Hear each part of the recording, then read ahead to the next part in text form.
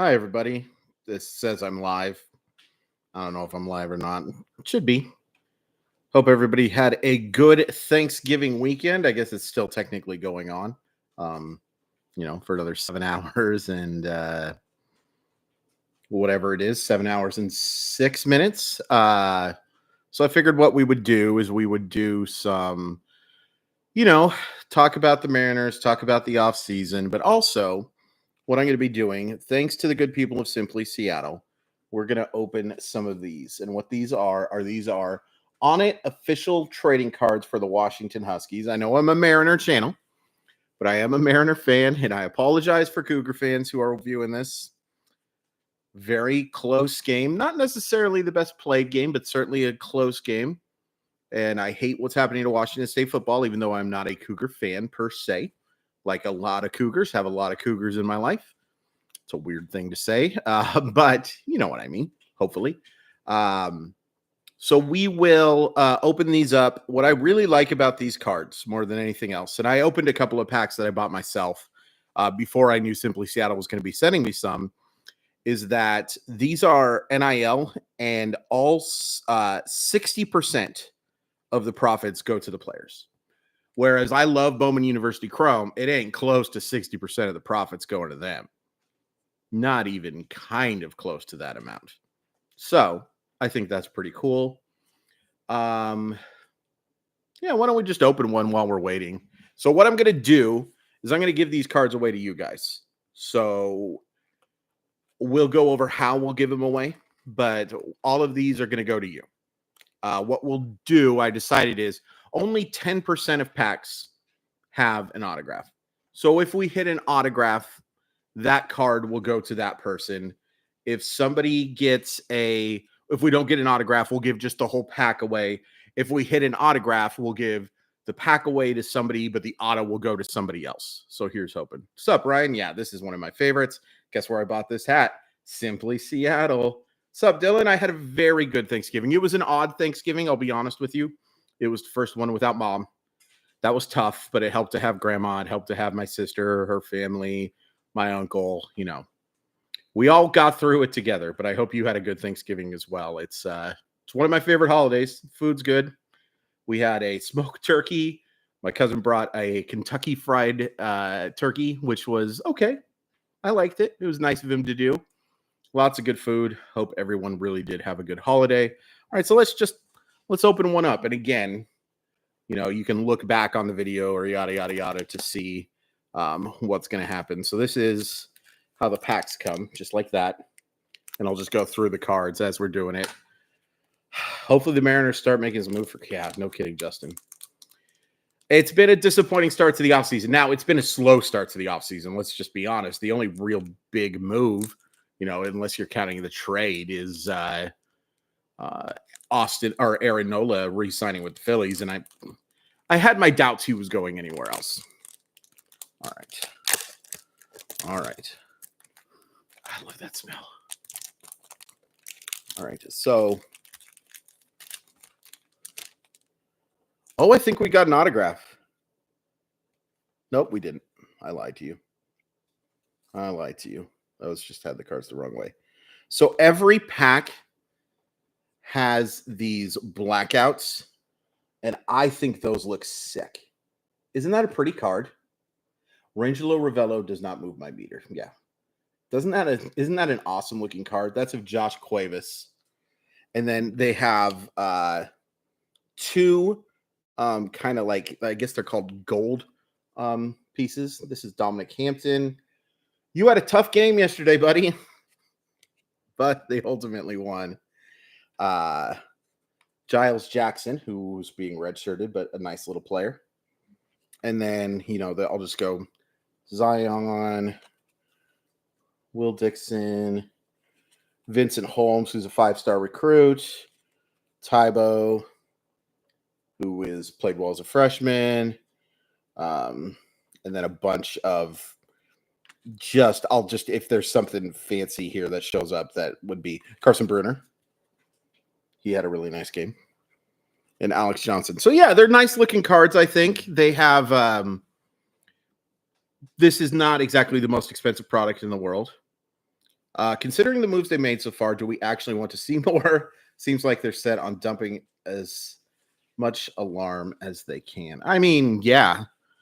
And the whole thing here is that people are going to try to tell you, hey, you can't judge the offseason yet. You can't judge them for what they've done so far. There's so much time to go. So you better do more, right? At the same time, I understand what you're saying. It's like that these two moves that they've really made so far have been so underwhelming. What more can you expect, right? Yeah. No, I figured it out as I was saying it, Jackie. I'm sorry about that. But yeah, I did not mind the Luis Arias move because I thought Arias was going to be, a lefty platoon bat, and there's still a good chance that he is. If he's your starting third baseman, though, playing every day, I do not love that. I think it's a downgrade from Eugenio Suarez, a pretty significant one.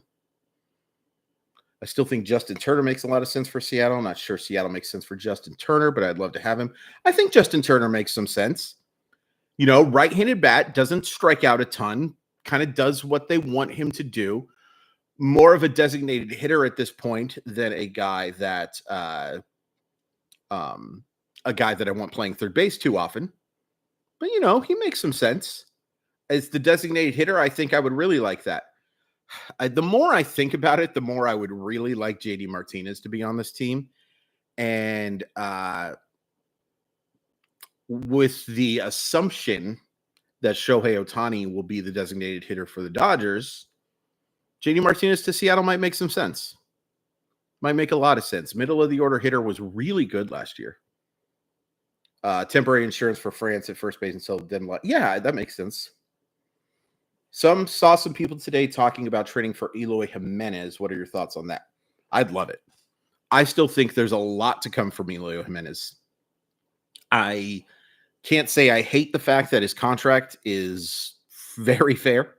Has dealt with injuries, no question about that. And not a good defensive player. Not a good defensive player whatsoever. But if you put him every day, 130 games at DH and maybe 15 or so in the outfield, I think there's so much upside in that bat. And I think you could buy low in that situation too. I don't think it would cost you much in prospect capital, which is important, which is really important. Yeah, I think Eloy Jimenez makes a lot of sense. Yeah, at this point, Justin, it's not a well-kept secret that the Seattle Mariners – I'm sorry, I got a piece of lettuce stuck in the top of my throat, and it's just killing me. The Seattle Mariners want to be the Tampa Bay Rays. And that's what the Tampa Bay Rays do. They are a huge fan of these platoons, and it's worked out well for them. Now, hasn't worked in the postseason yet. Got to a World Series, something the Mariners haven't done. But it works really well in the regular season. And if you have the right guys, it can work. The Seattle Mariners have not acquired those right guys yet. They just haven't. But I do think you're going to see the Seattle Mariners really value platooning because the Tampa Bay Rays really value platooning. And if the Rays are doing it and having their success with their low budget, the Seattle Mariners are going to try to do the same thing. There's just no denying it. All right, let's open another pack of these bad boys. That was fun. I also like that they just open real. That simple. So I'm going to do 5 of these, and then we'll do another 5 during a chat in the next couple weeks or something like that. I think that'll be fun.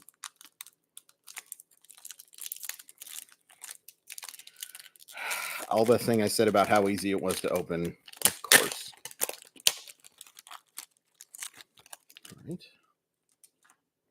Let's see here. Oh, that's a fun one. He didn't get to play this year, but Cameron Davis. Aren't those cards pretty, though? These blackouts? It's got a nice little matted feel to them, too. So it's a nice quality card stock. And again, I'm not paid anything by these guys. Simply Seattle, sponsors the show and gives you the cards, but I have no sponsorship from Manit. So that. Jeremy Bernard. Good little player.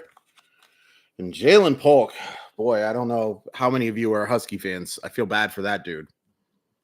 He has really struggled catching the football. I didn't mind analytics coming to the game until it really started affecting my team. We've gone way too far to it instead of just getting bona fide, legit major leaguers. So I'm kind of with you in a way, Justin. Like, analytics, I think, are sometimes used as a bugaboo word. Like, it's just something that we say when there's a decision made that we don't like it. We blame it on analytics. But I don't deny that advanced statistics have made some of the enjoyment of the game for me lessened quite a bit. And there's no denying that they've also, it's hard for me to say that they haven't figured out ways in order to suppress salaries with them. And I don't want to see that. I want to see the best players in baseball getting their big paydays. I don't want that money going in John Stanton's pocket. I don't want that money going in any owner's pocket. I want to see that money going towards the players. And there is no denying that some of these advanced analytics have been designed in a way, no question about it, to make teams better. I'm not denying that, but also designed in a way to say, we don't need to pay player X this when we have a statistic that says that they can be better at this. And maybe this is just me being an anti-math guy. Maybe. And I apologize if that's how it comes across. But it's definitely dampened my enjoyment.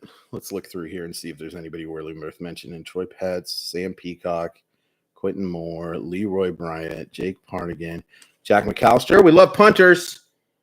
We love punters. Leroy Bryant, Jack Parnigan. Oh, there's a good one. Again, the dropsies have been problematic, but Jalen Polk. Really good one. Dylan Johnson. Nice little player. So this will be pack 2 since there's no auto again, and we'll just go ahead and give it away at the end. We'll do a duck race that I'll post a video of tomorrow where everybody will get these. Bradley McCann and Anthony James. It's been such a quiet offseason. I did expect to see more. Some of it is that you I don't think analytics are the problem. It's the people using them. That's very well said. That's extremely well said. Yeah. Some of it is that we have to wait on Ohtani, right? We have to wait and see what Shohei Ohtani is going to do. We have to wait and see what that contract's going to look at. Because look, if you're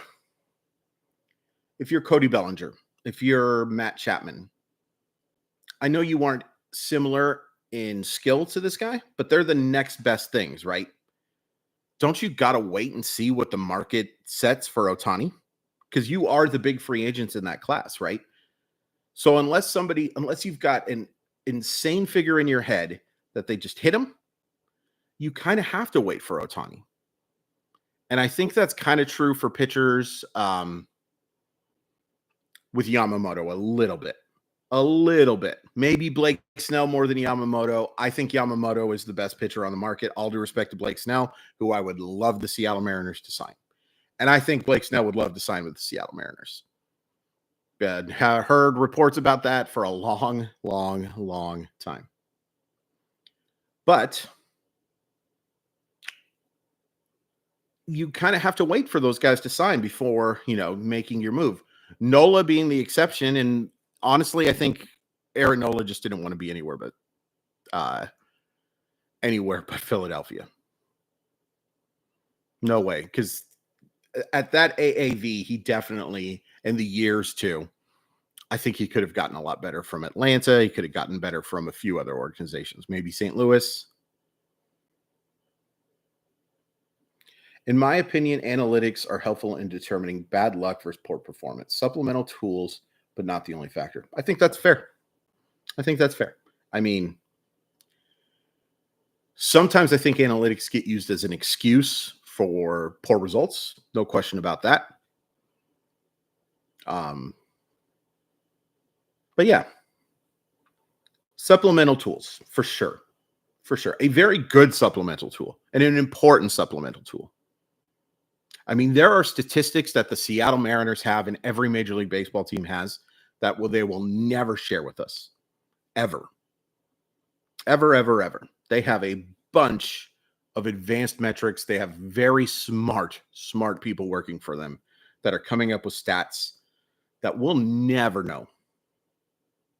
Or if we do know, it'll be because that stat is no longer being applied. They've moved on to something else. There are lots of secrets in baseball. There are reasons why so many teams have these massive groups of people working in that regard. But the ones we have publicly can be helpful, but they also certainly can be misapplied, to say the least. All right, this will be pack number 3. Pull it.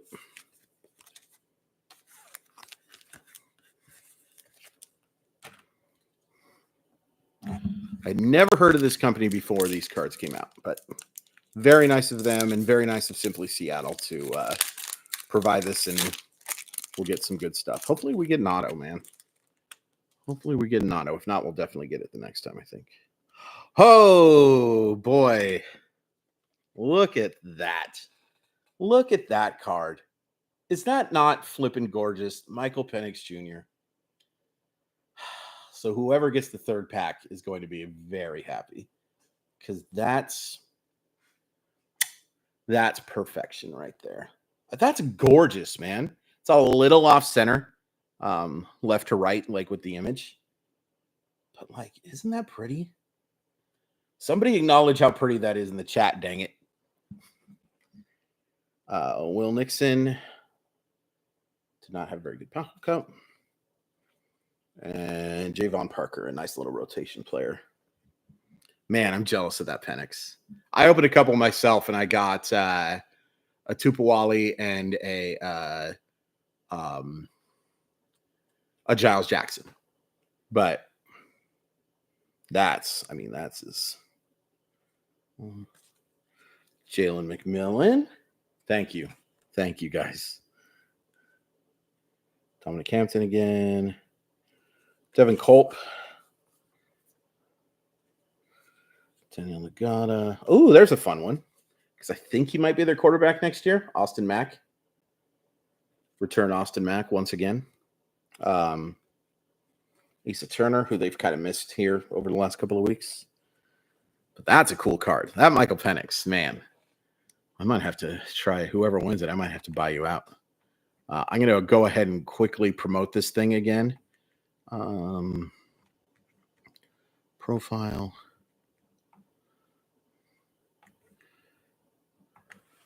We are chatting and opening cards now. Come on over. So, like, let me just ask you guys this. If there's one move outside of Ohtani and outside of Soto that you'd really like to see the Seattle Mariners make right now, what would you want that to be? A reaction to, I'm assuming that's Manaea, or is that Kenta Maeda? I didn't see this. I'm going to have to look at that.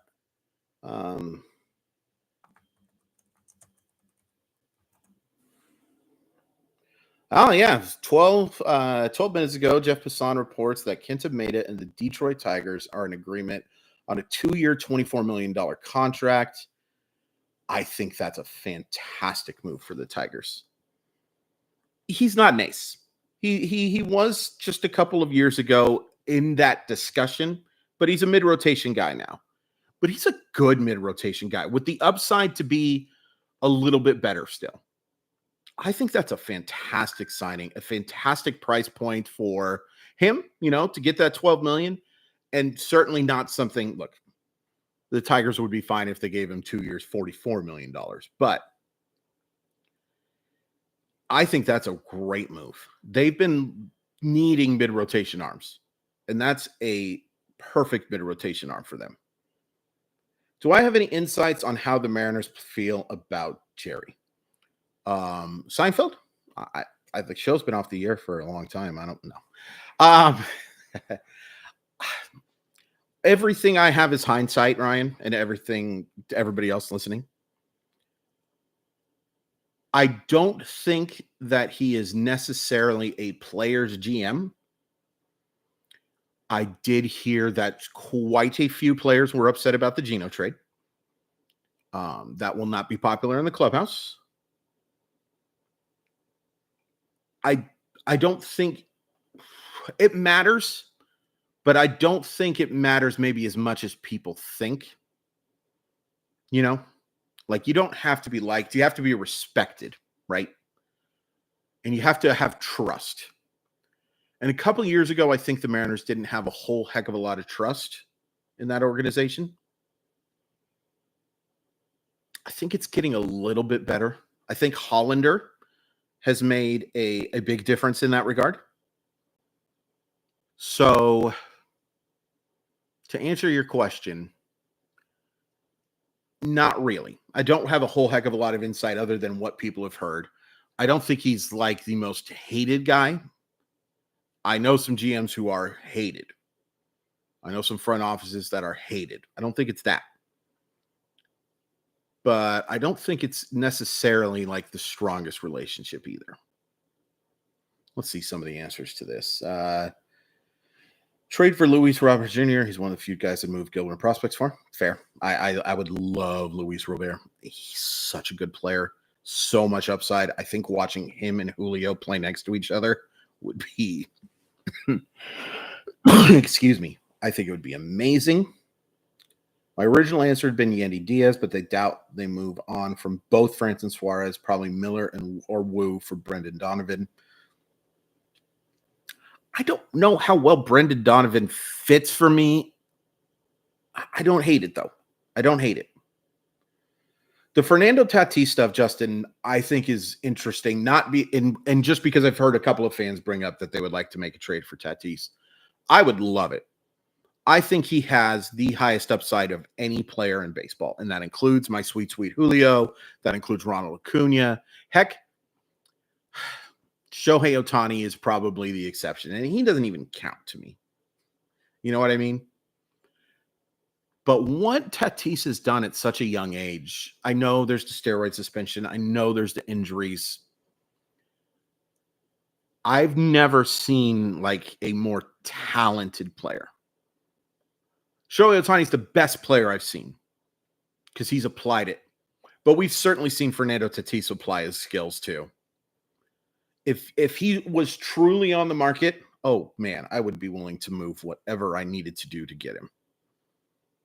Because the people will point to that contract as an albatross, and that's nonsense. That is absolutely nonsense. I think Heimer Candelario would be a great move. For my knowledge, plays third and first and has a bat that fits well into Seattle. Assuming you're saying I'm not going to correct anybody's stuff, but it's probably the most realistic move too. I think Heimer Candelario is better at first than third, but I think he can play there. I think he's good enough to be like a solid, if unspectacular, option at third base. I love him at first base, and I just don't think the Mariners are willing to move on from Ty France. They believe in him a lot. Clearly, they believe in him a lot. I'm assuming Rojas Arias is the third base platoon and Donovan is the starting second baseman with that trade, by the way. Yeah, that makes sense. And Brendan Donovan's a good player. He's a good player. It's just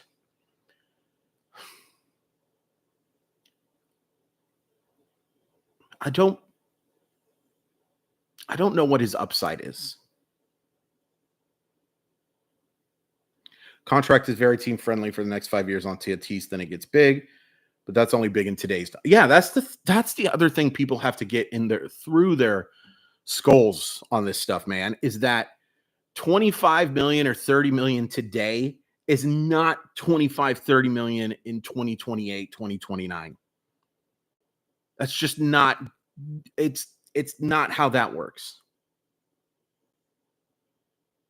I feel bad sometimes. It's the Catholic guilt in me, John. I don't love correcting people too much. I would like Candelario, but I highly doubt they're interested in him when he's basically just as good as Suarez, but more expensive. Yeah, except for the difference I think there is I think Candelario's skill set, they probably believe, and this is just guessing, if they made that signing anyway, is a skill set that they believe is going to age a lot better than Suarez's is. Because I think that's most of it.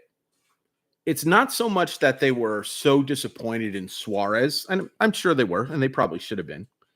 I think that it was more about the fact that they think that skill set is going to age terribly, and the chance of him becoming an outright disaster is fairly high. Now, I disagree with that. I think his defense still has another couple years at least. And I think you look at those advanced metrics and the barrel percentage and all of that stuff suggest that he should be hitting for more power. But I think that's what it's about. But I think they believe Candelario can be that type of guy who can be a solid contact guy, strike out. Everybody strikes out nowadays, barring a few people. Certainly less than Eugenio Suarez, understatement. But I think they believe that skill set can age better. I have heard a lot of stuff about the Mariners being interested in Candelario, but I do think that they don't want him at what Candelario is asking for now. If M's moved on from any of the young pitching depth, would someone like Lucas Giolito be good? Giolito be good depth add for SPs? Yeah, I think so. Now it's going to be tough to get him because Reynaldo Lopez went to Atlanta, and there's a rule that those guys have to be moved together.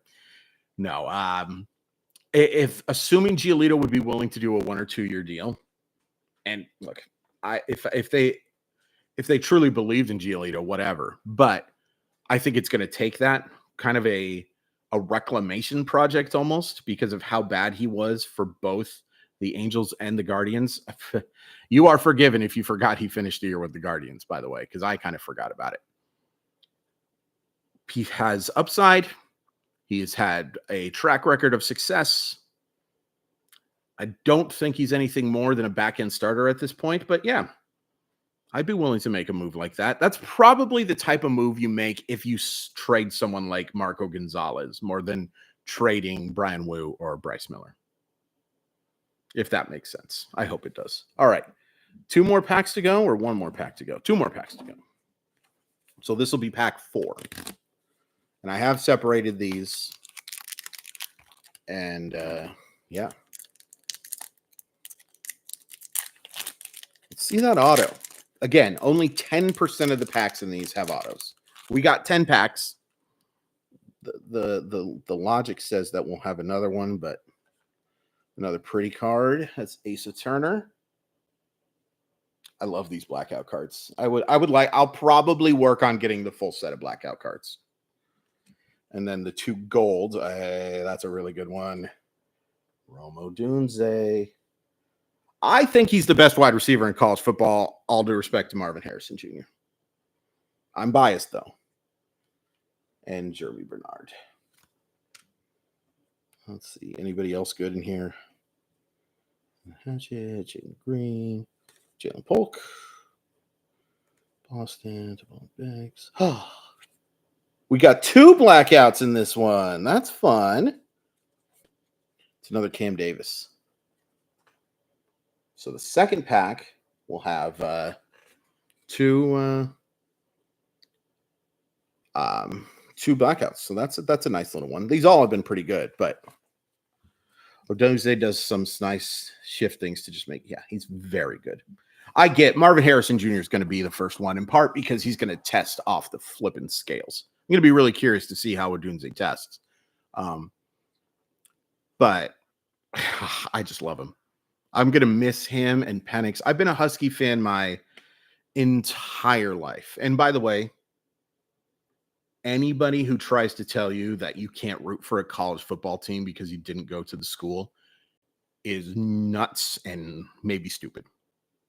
Maybe just a little stupid. It doesn't make any sense to me whatsoever. I think people just assign these things and it's nonsense. It's absolutely nonsense. I agree. I agree. Although I do read a lot of mock drafts because I just find this stuff interesting. I've seen most of them as a top 15. I think that's just about right for a wide receiver. But yeah. Really hope Seahawks get Penix at 20 or whatever they pick at. Oh, yeah. I will be beating the Michael Penix. And I think it's I think the thing I like about Penix too is, yes, there are flaws. Like, I've never seen a quarterback use less of his lower half in my entire life. And sometimes I think that leads to him being high and away because he's not following through quite all the way. But every throw this dude can make. And because of his age and because of experience, I think of any of the quarterbacks coming in out of this class, and that includes Caleb Williams, who I think is special and I would absolutely take with the first pick. I think he's the one who's the most ready to go play in the NFL. NAU, huh? That's a cool school. Gone to many baseball stuff. Yeah, it's just dumb, Dylan. I root for Gonzaga as well, and it's one thing me and Softy, I guess, would disagree on, but I root for UW and Gonzaga. I have rooted for Gonzaga since I was a little boy. I went and watched him play when Casey Calvary was there in the NCAA tournament in Arizona. So, yeah. So most of the things that you guys brought up were trades. I saw one for Randy Arozarena that I didn't read. I think the Randy Arozarena stuff, if he's truly available, Seattle has to be all over it. All over it. That's a special baseball player, a flawed baseball player to be sure. And he's going to have his ups and he's going to have his downs.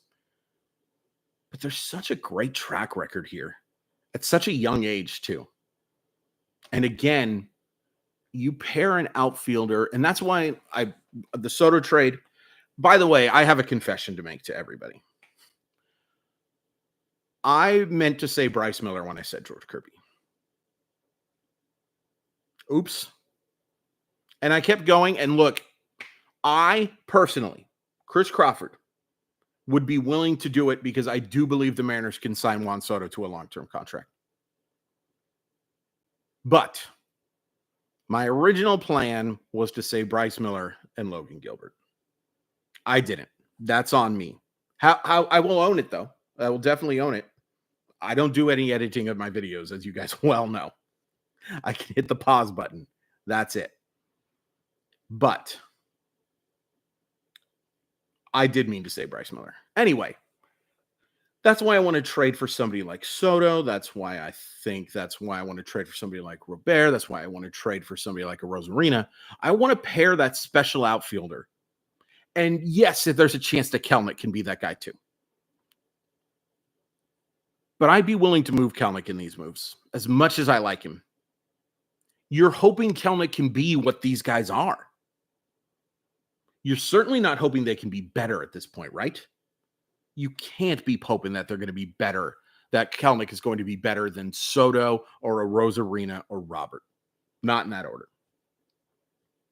So you're hoping he could be that version. Why not go get that version? Do you give up a ton more? No, of course not. But you have to consider it. This is the ultimate Peter Griffin. Family Guy is not my favorite show, but The Boat's a Boat. It can be anything. It could be even a boat. Is the perfect explanation or perfect encapsulation, I guess, is what I would say, of what prospect hoarding is. Thoughts on the Pac-12 death? It's a necessary thing, John, but I hate it. I hate that it came to this. I don't blame UW and Oregon for jumping off the sinking ship. I hate that a lot of people, and I think UW's a little bit to blame for it. I think Washington State's a little bit to blame for it. I think everybody's a little bit to blame for it. They created this. You know, it reminds me, I was talking to somebody about this the other day. It kind of reminds me of why Uber became a thing. Uber became a thing because taxis weren't doing their jobs. And then Uber had to come. Well, the Pac-12 screwed everything up. Larry Scott, the most incompetent human being in the world, screwed everything up. the chancellors, some of the most ridiculous human beings in the world, screwed everything up. So it super sucks. And I hope Washington State and Oregon State are able to jump in, or they're able to create their own version of this conference. But it sucks. Any particular reason you think the M's will be able to get Soto extended, or just a gut feeling? Because I have some extreme doubts that it would happen. No particular reason per se, other than the fact that I do think that Seattle is much more interested in being able to get these extensions done than they are in spending money on the free agent market. They definitely have the resources. They have a player that Juan Soto really likes in Julio Rodriguez, another player he really likes in Luis Castillo. He has a chance to not be the face of the franchise, because that's Julio. Let's just be honest here. Julio Rodriguez, no matter, unless they traded for or signed Ohtani or traded for like someone like Acuna, Julio Rodriguez is to face that franchise. But he's certainly not out of the he's still a star. He's still a popular guy. I really believe, and you can't make the trade assuming this, to be fair. That's why this was my little fantasy thing. You can't make the trade assuming this will happen. I just think that the Seattle Mariners, if they acquired Juan Soto, would be so invested in getting him signed.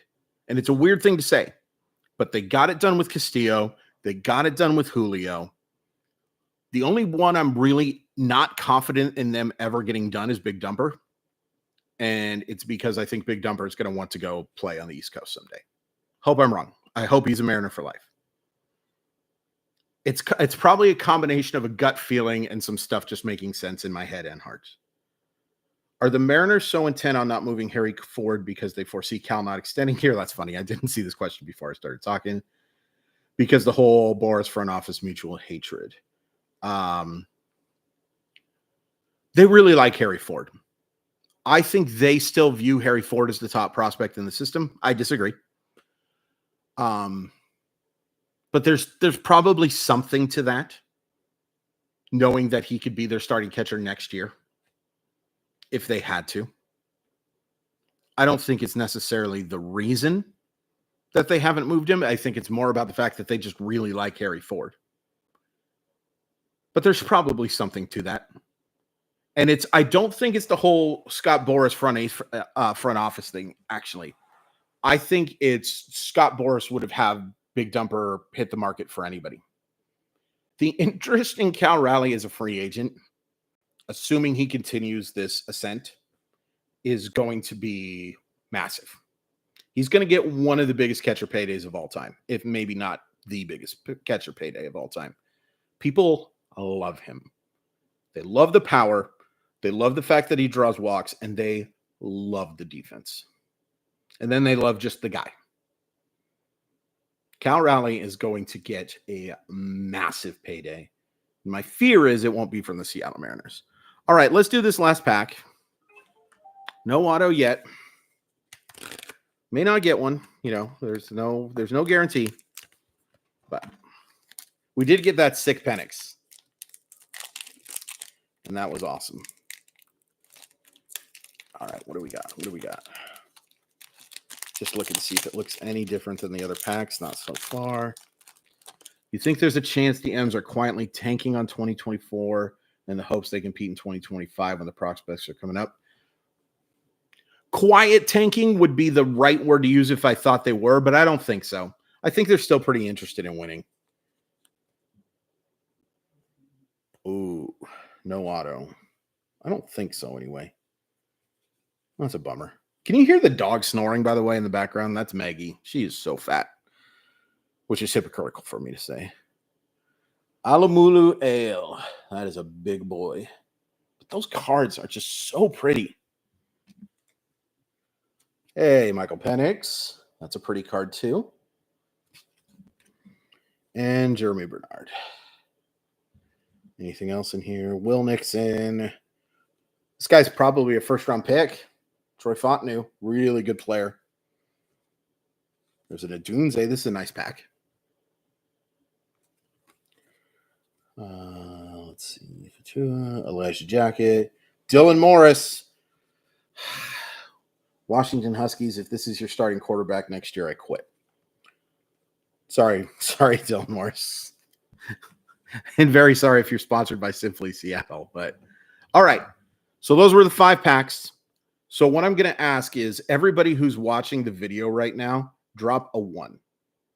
Hit a 1 in this thing because then I'm going to enter you into the giveaway. It just, all you have to do is type 1 on the little chat thing and you're automatically entered. And what I will do is I will random off the 5 packs. I will contact you. And then we will figure out how to get you that stuff. I'll mail it out probably over like the winter break. Let's see, 1, 2, 3, 4, 5, 6, 7, 8. Cool. This was kind of fun. This is kind of a fun little way to hang out, chat. Does anybody have any more questions? I'll hang out here for another 5 minutes or so just because I've got nothing on. I think I have the Gilded Age on television right now. I don't watch the show. If anybody has any television recommendations right now, I'll give you a television recommendation right now too. Scott Pilgrim Takes Off on Netflix. Really good. Really, really good. Do you think the M's will move Ford off catcher? And does Ford stick? That's perfect. You guys asked those questions at the perfect time. A year ago, I would have said absolutely. And I don't think it's so much more that he's improved so much defensively. I think the more that I think about it, the more I think they're getting him ready to be the guy if Dumper has to leave or if they trade Dumper for an exorbitant prospect fee. So I will put the percentage of the M's moving forward off catcher at 45%. Still a strong probability or strong chance, I should say, but not as likely. I was at about 65 or 70% at this time this year. Odds to Mariners signed their first free agent hitter to multi-year deal in the Dipoto era this offseason. I will go 65%. I think they're going to do something multiple years. I do. They better. They better, man. Oh, they better. Now, here's a question too. Does like a move like Lee from Korea count? Because I think that's honestly, the more I hear stuff, the most likely. Does he count? Because that's technically, I guess, a free agent. I don't know. But I do think that they will. And also Invincible on Prime is great. I've been saving up Invincible. I hear it's really good. Realistic probability on Mariners actually improving in 2024 with the loss of Suarez. Are we really expecting to win game 1-0? Okay. Improving on last year, I think the odds are 55 to 60%. Improving on the production that they got from Suarez last year, I'd probably put it about 35, 40%. Because Suarez's defense at third base, even while he frustrated offensively, was elite. Beyond elite. You're not going to get elite defense from Marias at third base. So improvement on the actual season, 55 to 60. Improvement on whether they got at third base, significantly lower. Because they're going to have to make up for it in other places. And I do believe they will. I'm hoping they will. This will be their last chance to prove it to me. Fall of the House of Usher is really good. Yep, I very much enjoyed that.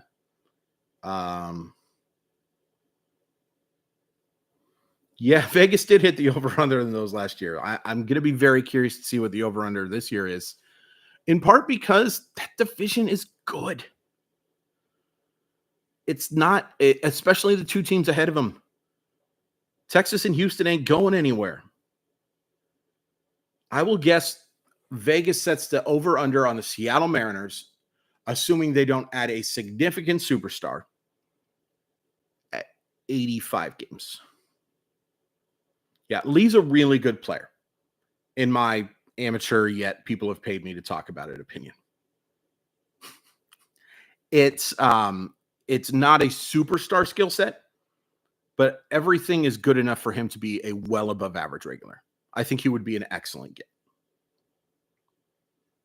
Do you think the front office is going through an offensive philosophy change with the move so far? A little bit. There's been a long belief for a long time in a lot of front offices that strikeouts are just outs. I think you're starting to see that move away a little bit. The 3 true outcome player is starting to become less of a thing. I think the Mariners are realizing, which a lot of teams are realizing, that swing and miss is so palpable now that not putting the ball in play, very little good things can happen. Right? Now, there's the other side of the coin on that. Can't hit into a double play when you strike out. Can't have a runner lined out. There are things that people kind of ignore with all of this stuff. But the fact of the matter is that when you strike out as often as the Mariners did last year, very few good things can happen, if any. Yeah, you avoid some double plays, and the Mariners still hit into plenty. I don't care what the figure says. Ty France hit into 186 double plays last year. I know it. I saw it in my head. I know that's not true, but it sure does feel like it. But I do think that they're kind of going away from the philosophy, and a few teams are doing this. And I think it kind of started with the Astros making a huge switch over to it. Earnestly or honestly or not. Honestly or not. That strikeouts are bad. They're very good to get, but very good to get it when you're pitching, but they're very bad offensively. Very bad offensively. So that'll do it for me. I think an ad's about to come up for you guys too. So let's just end it here. Thank you guys. We'll do this again. I'll post a video either tomorrow or Tuesday giving away those cards. I have everybody's who dropped a ones thing. Really appreciate it. We'll random off all 5 packs. I love you guys. Have a great end to your Thanksgiving weekend, and we'll talk again soon. See you.